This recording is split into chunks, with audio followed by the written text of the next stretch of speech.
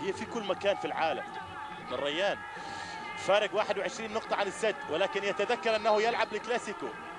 هذا يحدث في كل مكان في العالم، المباريات الكبيرة. ضربة حرة مباشرة، فيليبي جورج يرسلها، جول!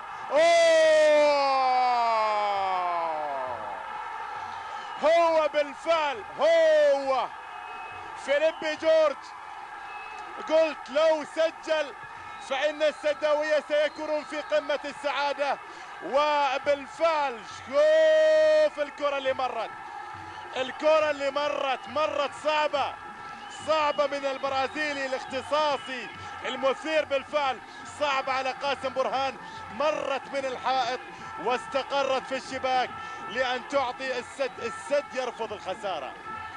السد بالفعل يرفض الخسارة، وفيليبي جورج في الوقت المحتسب بدل الضايع يصنع السعادة لجماهير جماهير الزعيم، طبعا جماهير نادي السد، بعد أن كانت الفرح وبعد أن كانت